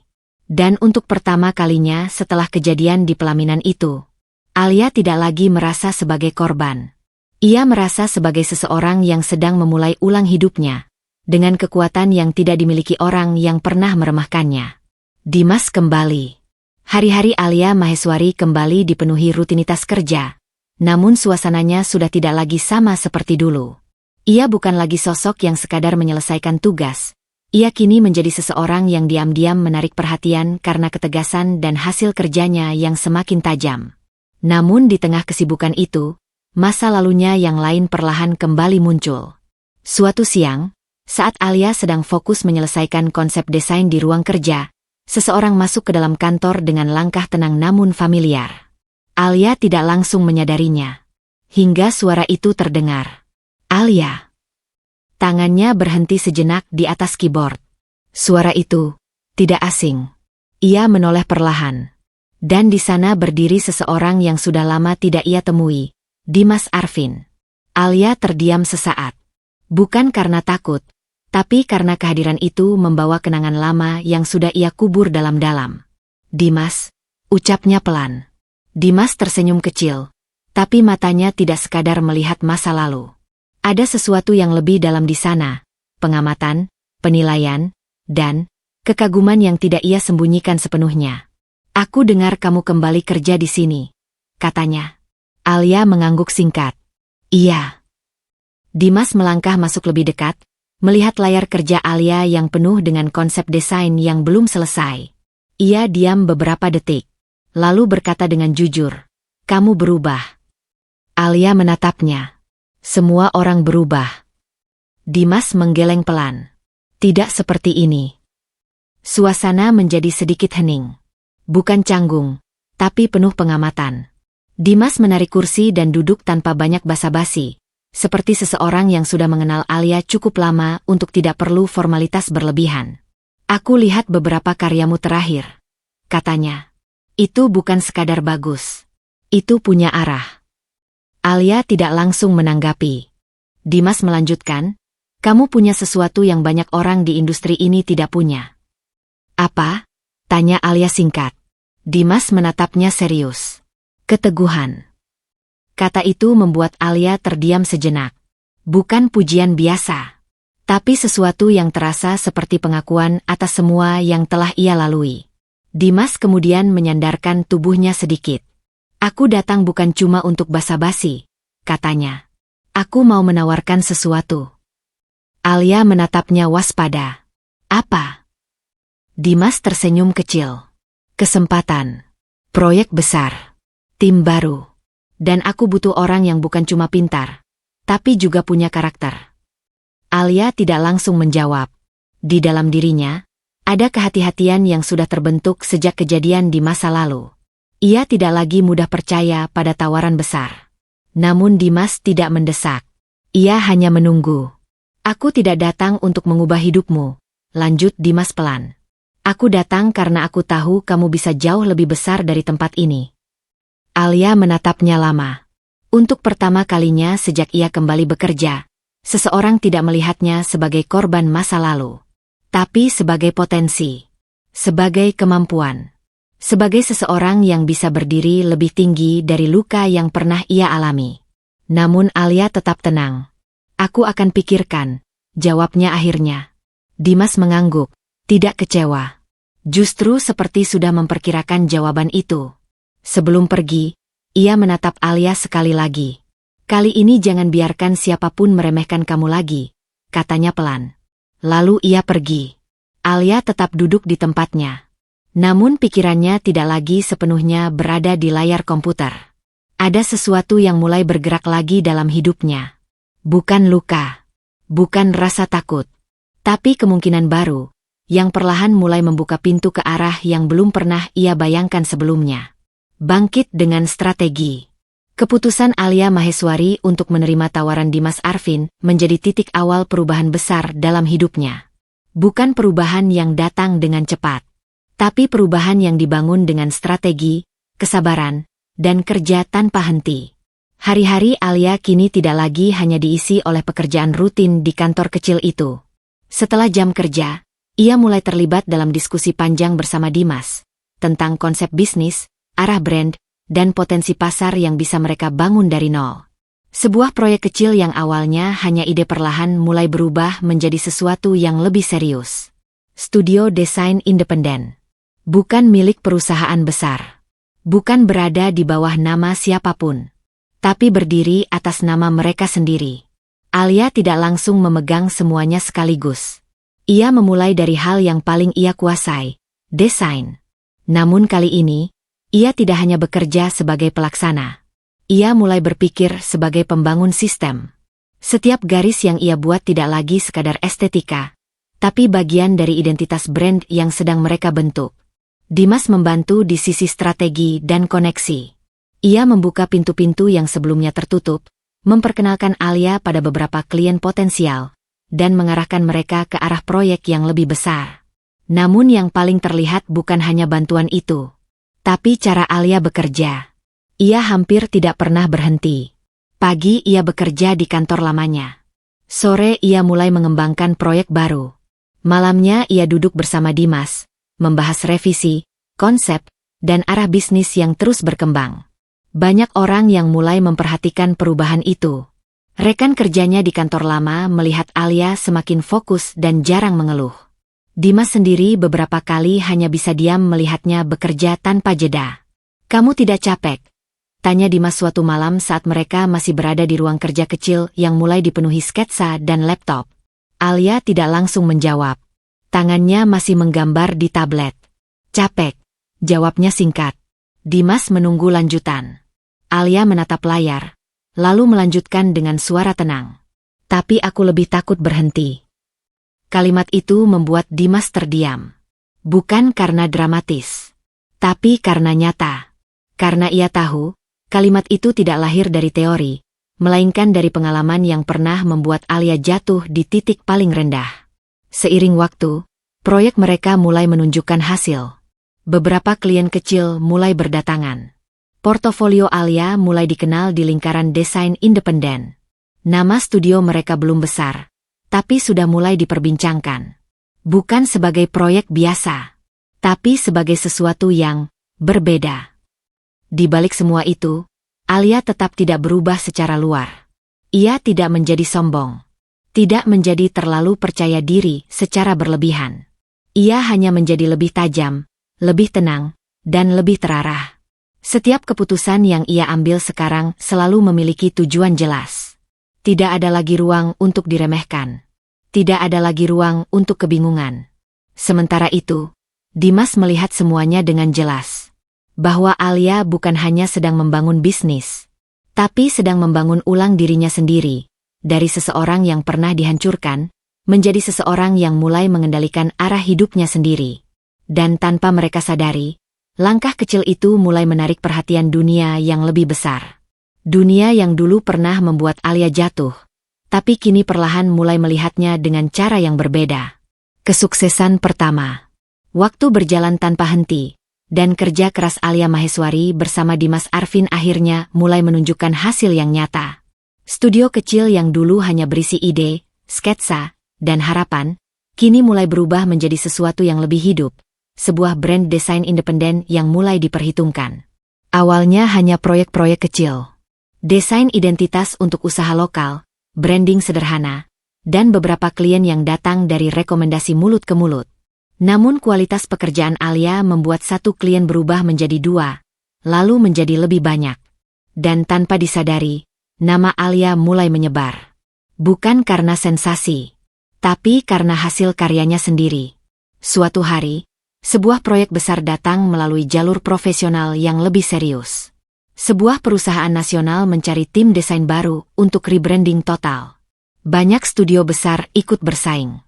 Dan di antara semua nama itu, muncul juga nama kecil yang dulu tidak diperhitungkan, studio milik Alia dan Dimas. Dimas sempat menatap dokumen itu lama. "Kamu sadar ini?" tanyanya pada Alia. Alia hanya membaca brief dengan tenang. "Ini kesempatan. Ini pertarungan," jawab Dimas pelan. Alia menatapnya singkat. "Kalau begitu kita menang." Tidak ada keraguan di suaranya. Proyek itu menjadi titik balik. Alia bekerja jauh lebih intens dari sebelumnya. Ia tidak lagi hanya membuat desain, tapi memikirkan strategi visual, psikologi brand, dan bagaimana sebuah identitas bisa memengaruhi persepsi publik. Hari demi hari ia hampir tidak tidur cukup. Namun ia tidak berhenti. Dimas beberapa kali harus memaksanya beristirahat. "Kalau kamu tumbang, semuanya berhenti," kata Dimas suatu malam. Alia hanya menjawab pelan. "Kalau aku berhenti sekarang, aku kembali ke titik yang sama." Dan Dimas tidak lagi membantah. Ketika presentasi final tiba, Alia berdiri di depan para klien besar yang duduk di ruangan rapat modern. Tidak ada lagi Alia yang dulu terlihat ragu atau canggung. Yang ada sekarang adalah sosok yang tenang, berbicara dengan jelas, dan menjelaskan setiap konsep dengan keyakinan yang terukur. Setiap slide bukan hanya desain, tapi cerita. Setiap konsep bukan hanya visual, tapi strategi. Ruangan itu hening saat ia selesai berbicara. Beberapa detik berlalu tanpa respons. Lalu salah satu klien utama mengangguk pelan. "Ini berbeda." Yang lain ikut mengangguk. "Ini bukan sekadar desain. Ini arah baru." Dan keputusan itu keluar beberapa hari kemudian. Studio Alia dan Dimas memenangkan proyek besar tersebut. Berita itu menyebar cepat di dunia profesional desain. Nama Alia mulai muncul di diskusi industri kreatif. Artikel kecil mulai menyinggung pendatang baru yang mengejutkan. Bahkan beberapa rekan lama di industri mulai mencari tahu siapa sebenarnya Alia Maheswari. Namun Alia sendiri tidak merayakannya secara berlebihan. Di malam hari setelah kabar kemenangan itu, ia hanya duduk di ruang kerja kecilnya, menatap layar kosong dengan tenang. Dimas membuka sebotol minuman ringan dan meletakkannya di meja. Kita berhasil, katanya pelan. Alia mengangguk. Iya, jawabnya singkat. Dimas menatapnya. Kamu tidak terlihat kaget. Alia tersenyum kecil, sangat tipis. Aku tidak kaget, katanya. Aku hanya akhirnya sampai di titik yang dulu tidak pernah aku miliki. Keheningan kecil jatuh di antara mereka. Namun ini bukan keheningan yang berat, melainkan keheningan seseorang yang baru saja melihat hasil dari perjalanan panjang yang penuh luka, kerja keras, dan keteguhan. Dan di luar sana, tanpa Alia sadari sepenuhnya, namanya mulai dikenal bukan lagi sebagai bagian dari masa lalu yang menyakitkan, tapi sebagai sosok baru di dunia profesional yang mulai dihormati. Balasan dimulai. Kesuksesan pertama Alia Maheswari bukan hanya mengubah hidupnya, tetapi juga mengubah cara dunia memandangnya. Namun di balik pencapaian itu, Alia tidak melupakan satu hal, asal luka yang pernah membuatnya jatuh. Nama keluarga Pradipta. Bukan karena dendam yang meledak-ledak, tapi karena kesadaran yang tenang, bahwa dunia bisnis tidak pernah berhenti hanya karena seseorang pernah terluka. Dan kini, Alia berada di posisi yang berbeda. Ia bukan lagi seseorang yang berdiri di bawah mereka. Ia mulai berdiri di sisi yang sama. Bahkan, perlahan mulai melampaui.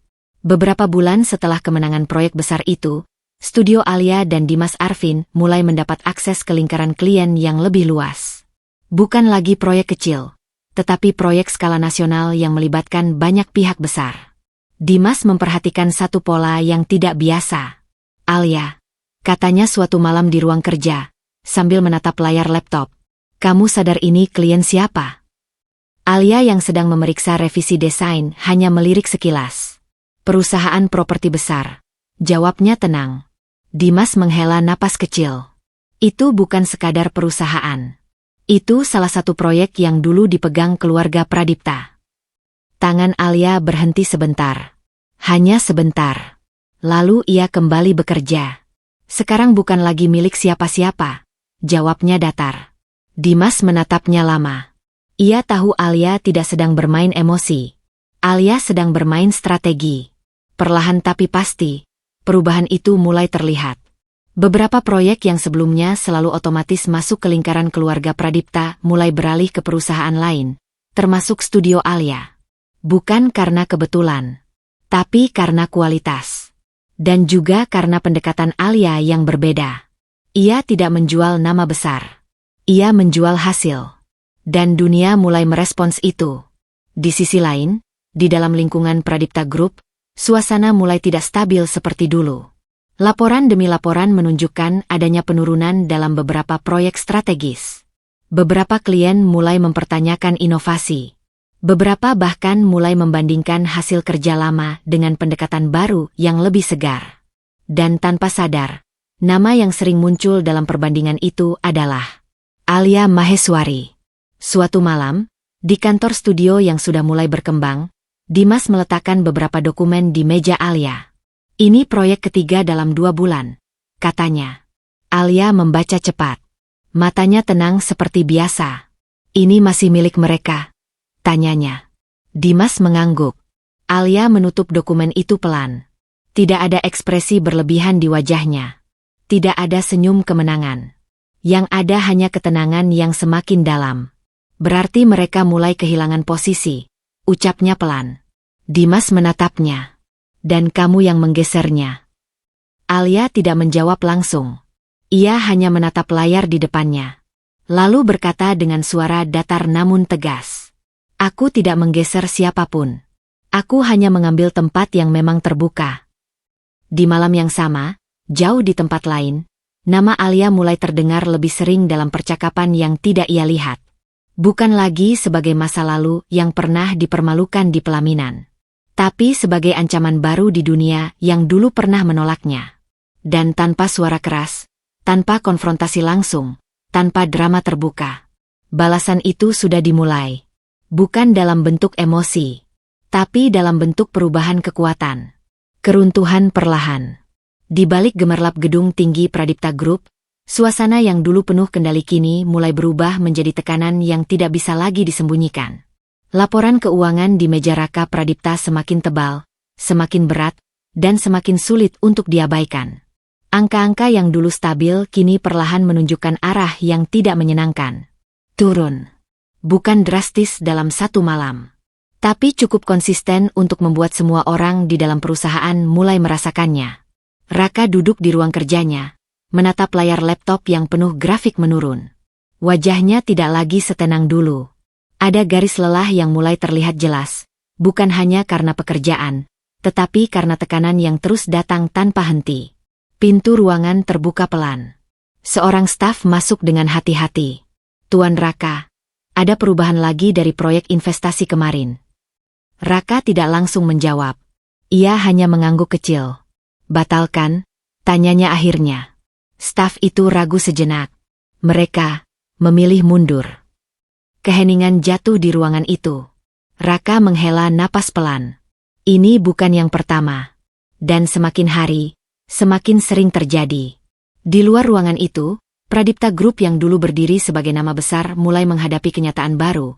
Beberapa klien mulai menarik diri, beberapa proyek besar berpindah tangan, dan beberapa kerja sama strategis ditunda tanpa kepastian. Bukan karena skandal besar. Bukan karena satu kesalahan fatal. Tapi karena satu hal yang lebih berbahaya dalam dunia bisnis. Kepercayaan yang perlahan hilang. Di ruang rapat, diskusi internal semakin sering berubah menjadi ketegangan. "Kenapa proyek ini bisa pindah?"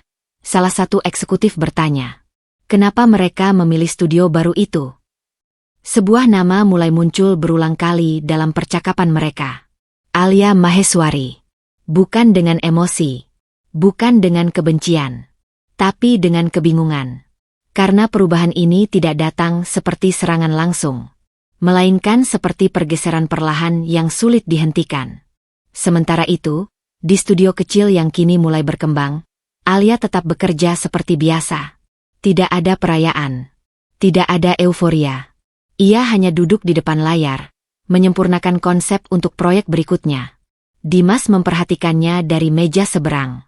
"Kamu sadarkan," katanya pelan, "perusahaan mereka mulai kehilangan banyak hal." Alia tidak menoleh. "Iya," jawabnya singkat. Dimas terdiam sebentar. "Kamu tidak merasa ini terlalu cepat?" Alia akhirnya berhenti sejenak, lalu menatapnya tenang. "Ini bukan cepat," katanya pelan. "Ini terlambat." Di Pradipta Group, Raka mulai menyadari sesuatu yang lebih dalam dari sekadar angka.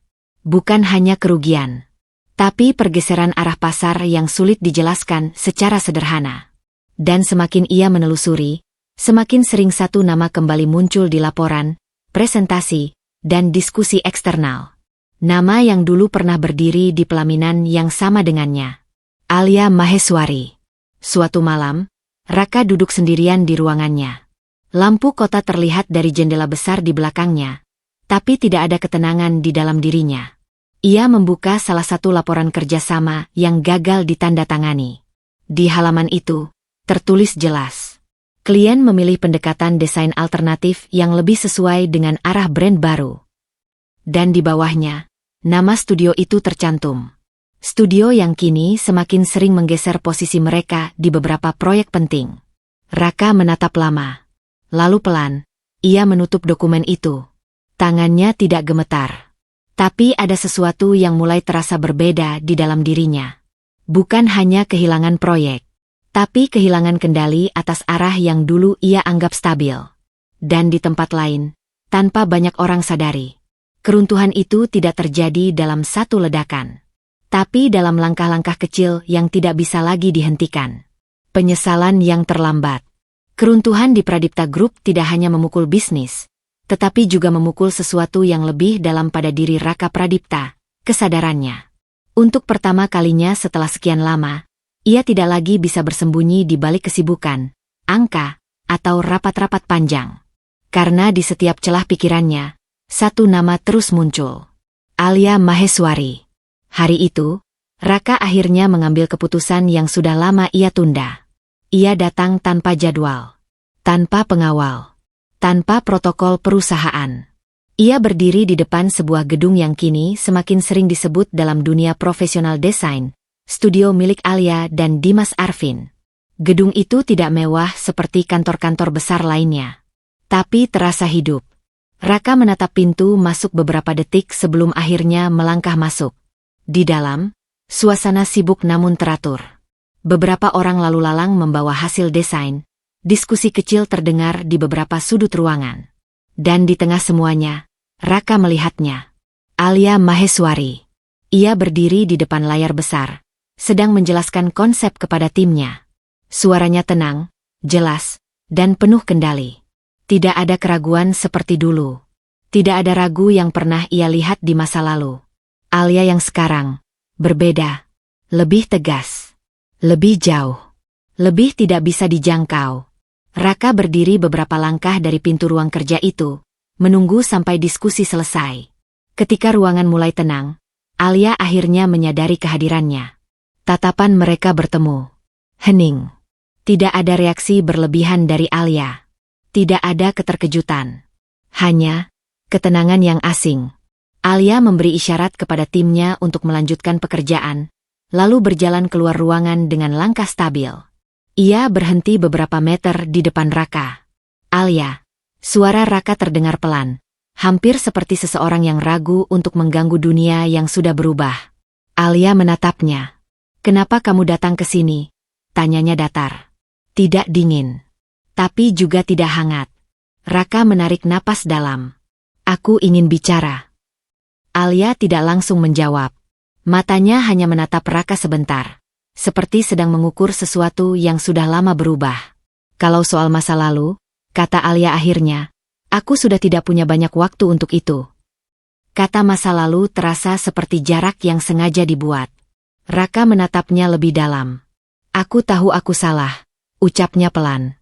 Aku seharusnya tidak diam waktu itu. Alia tidak bereaksi. Raka melanjutkan, suaranya mulai lebih berat.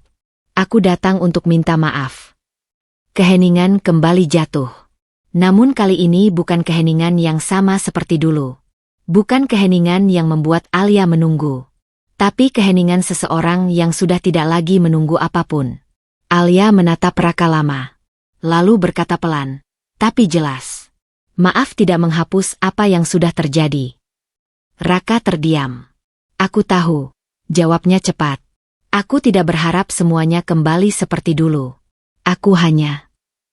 Ia berhenti sejenak.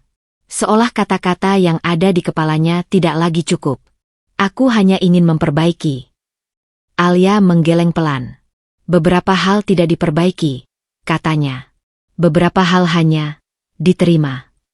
Raka menatapnya, kali ini dengan sesuatu yang berbeda di matanya. Bukan sekadar kehilangan proyek, tapi kehilangan seseorang yang dulu ia anggap masih bisa ia jangkau. Alia, kamu berubah, katanya pelan. Alia mengangguk. Iya. Singkat, tanpa penjelasan tambahan. Karena tidak perlu. Raka menghela napas panjang. Aku masih ingat kamu yang dulu, ucapnya lirih.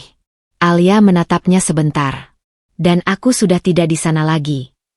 Kalimat itu jatuh tanpa emosi, tapi justru itulah yang paling menghantam. Untuk pertama kalinya, Raka benar-benar menyadari sesuatu. Ini bukan hanya tentang bisnis. Bukan hanya tentang Selin. Bukan hanya tentang kesalahan masa lalu. Tapi tentang satu hal yang sudah lewat dari titik bisa diperbaiki. Alia melangkah sedikit ke samping, memberi tanda bahwa percakapan itu sudah selesai. Kalau hanya itu, katanya tenang, aku kembali kerja. Raka tidak bergerak. Ia hanya berdiri di tempatnya, menyaksikan Alia berbalik dan kembali ke dalam ruang kerja yang penuh aktivitas. Tanpa menoleh, tanpa ragu. Dan di saat itu, Raka akhirnya mengerti. Penyesalan yang datang terlalu terlambat, tidak pernah benar-benar menjadi jalan kembali. Kehancuran total. Setelah penolakan dingin dari Alia Maheswari, kehidupan Raka Pradipta tidak lagi memiliki ruang untuk ilusi. Semua yang dulu ia anggap stabil, kini runtuh satu persatu tanpa bisa ia tahan. Dan di pusat badai itu, nama Selin Pradipta menjadi sorotan paling tajam.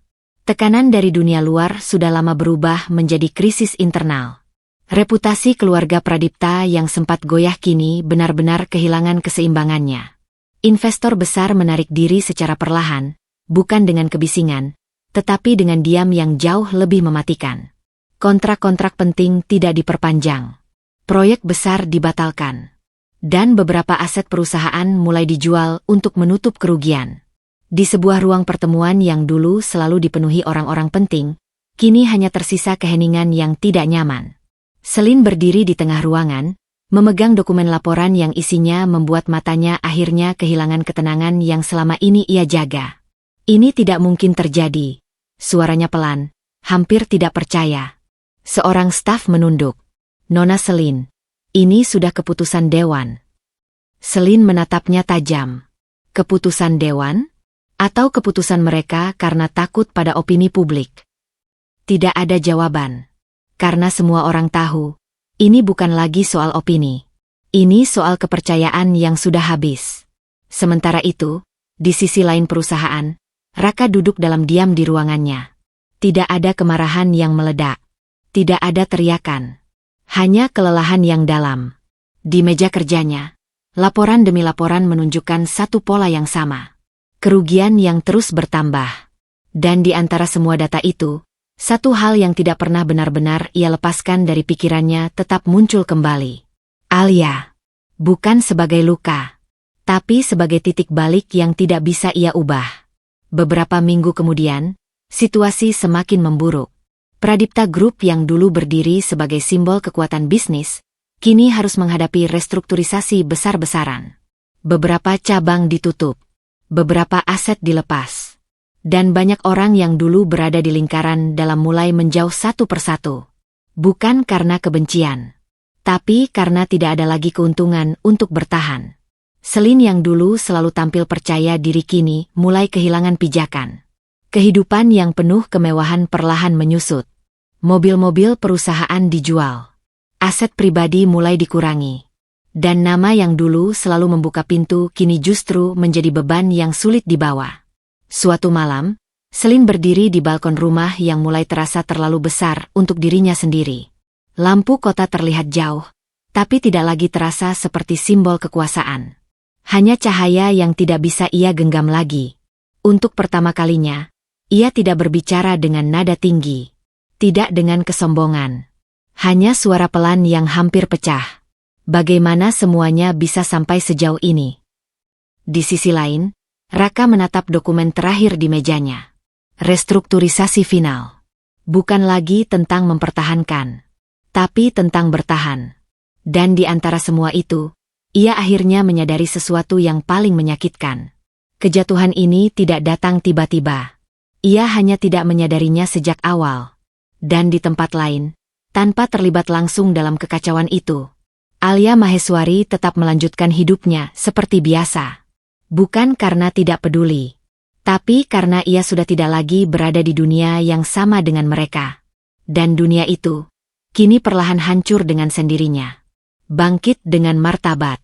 Waktu terus berjalan, dan dunia yang dulu pernah merendahkan Alia Maheswari kini sudah berubah arah. Namun yang lebih penting dari semua itu bukanlah apa yang terjadi pada orang-orang yang pernah melukainya, melainkan apa yang Alia lakukan setelahnya. Studio yang dulu hanya berisi mimpi kecil kini telah berkembang menjadi salah satu nama yang diperhitungkan di dunia desain profesional. Proyek-proyek besar datang bukan lagi karena kebetulan, tetapi karena reputasi yang dibangun dari konsistensi, ketajaman konsep, dan hasil kerja yang tidak pernah setengah-setengah. Nama Alia tidak lagi disebut sebagai korban masa lalu, tapi sebagai pemimpin kreatif yang disegani. Di sebuah acara penghargaan industri kreatif, suasana malam itu dipenuhi cahaya, sorotan kamera, dan para tokoh besar dari berbagai perusahaan ternama. Alia berdiri di tengah keramaian itu. Bukan di belakang, bukan di pinggir, tapi di tempat yang sama dengan orang-orang yang dulu mungkin tidak akan pernah membayangkan dirinya ada di sana. Gaunnya sederhana, elegan, tidak berlebihan. Tidak ada usaha untuk mencuri perhatian. Tapi justru karena itu, semua mata tertuju padanya. Ketika namanya dipanggil ke atas panggung, ruangan menjadi hening. Alia Maheswari, untuk kontribusi luar biasa dalam inovasi desain dan pengembangan brand visual modern. Langkahnya tenang saat naik ke panggung. Tidak ada ragu. Tidak ada gugup. Hanya ketenangan seseorang yang sudah melewati badai besar dalam hidupnya. Di atas panggung, ia menerima penghargaan itu tanpa banyak kata. Lampu sorot menyoroti wajahnya. Dan untuk sesaat, Alia terdiam. Bukan karena tidak tahu harus berkata apa, tapi karena ia teringat sesuatu. Masa lalu yang pernah membuatnya berdiri di pelaminan dalam kehinaan. Dan malam ini, ia berdiri di panggung yang sama sekali berbeda. Ketika ia akhirnya berbicara, suaranya tenang namun jelas. Aku tidak pernah berpikir hidup akan membawa aku sampai di sini. Ia berhenti sejenak. Aku pernah berada di titik di mana aku merasa tidak dihargai, tidak dilihat, dan dianggap tidak cukup. Ruangan tetap hening. Tidak ada yang mengganggu. Tidak ada yang memotong. Alia melanjutkan, tatapannya lurus ke depan. Tapi aku belajar satu hal, bahwa nilai seseorang tidak ditentukan oleh bagaimana mereka diperlakukan oleh orang lain, tapi oleh bagaimana mereka memilih untuk bangkit setelahnya. Tidak ada nama yang ia sebut. Tidak ada kemarahan. Tidak ada sindiran. Hanya kebenaran yang tenang. Di belakang layar, beberapa orang yang dulu mengenalnya di masa sulit menatap dengan rasa tidak percaya. Bukan karena ia berhasil, tapi karena ia tidak berubah menjadi pahit. Di sisi lain kota, kabar tentang Alia hanya menjadi satu dari banyak berita yang tersebar. Namun bagi mereka yang pernah meremehkannya, itu bukan sekadar berita. Itu adalah pengingat. Alia turun dari panggung tanpa terburu-buru. Penghargaan itu ia pegang dengan tenang, bukan sebagai simbol balas dendam, tetapi sebagai bukti perjalanan. Dan malam itu, satu hal menjadi jelas. Alia tidak pernah membalas dengan amarah. Ia membalas dengan hasil, dengan karya, dengan martabat yang tidak bisa direbut siapapun lagi. Kehidupan baru. Hari-hari setelah penghargaan itu tidak membuat hidup Alia Maheswari berubah menjadi lebih ramai. Sebaliknya, hidupnya justru menjadi lebih tenang.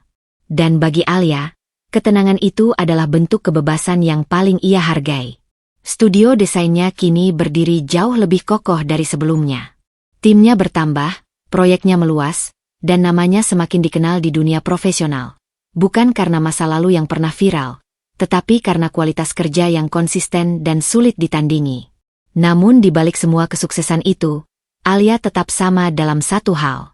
Ia tidak pernah menjadikan masa lalunya sebagai pusat hidupnya lagi. Suatu pagi, Alia berdiri di depan jendela ruang kerjanya.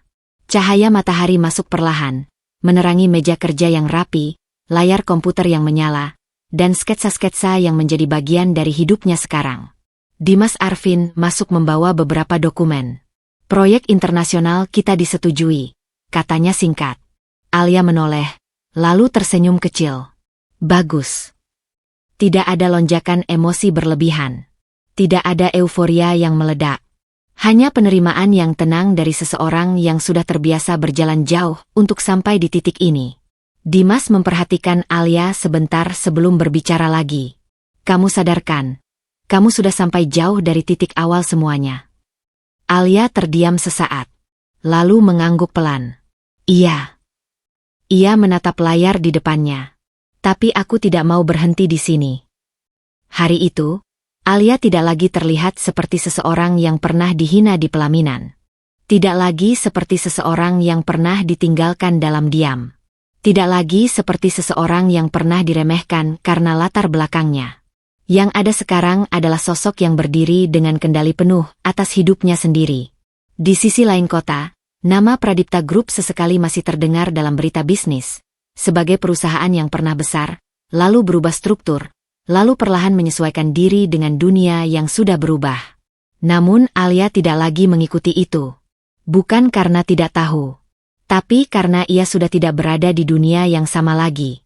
Sore hari, Alia berjalan keluar dari gedung studio bersama timnya. Suasana santai, tawa kecil terdengar di antara mereka. Tidak ada tekanan yang dulu pernah menghimpitnya. Tidak ada tatapan yang merendahkan. Hanya ruang kerja yang ia bangun dari nol, bersama orang-orang yang percaya padanya. Di perjalanan pulang, Alia duduk di dalam mobil, menatap jalanan kota yang perlahan berubah warna karena senja. Dimas yang menyetir sempat meliriknya. Masih kepikiran masa lalu? Tanyanya pelan. Alia menggeleng. Tidak. Jawabannya sederhana. Tapi pasti. Aku sudah tidak punya alasan untuk kembali ke sana, lanjutnya pelan. Dimas tidak menjawab. Ia hanya mengangguk kecil. Alia menatap keluar jendela. Bukan dengan luka. Bukan dengan dendam. Tapi dengan kesadaran bahwa hidupnya sekarang sudah menjadi miliknya sepenuhnya. Ia pernah jatuh. Ia pernah dihina. Ia pernah ditinggalkan dalam diam yang menyakitkan. Namun semua itu tidak membuatnya berhenti.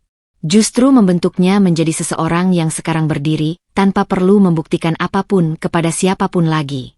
Dan pada akhirnya, Alia tidak hanya menjadi wanita yang bangkit. Ia menjadi wanita yang tidak bisa lagi diremehkan oleh siapapun. Pesan moral. Jangan pernah merendahkan seseorang dari latar belakangnya. Karena saat mereka bangkit, yang dulu menghina bisa jadi tak mampu berdiri lagi.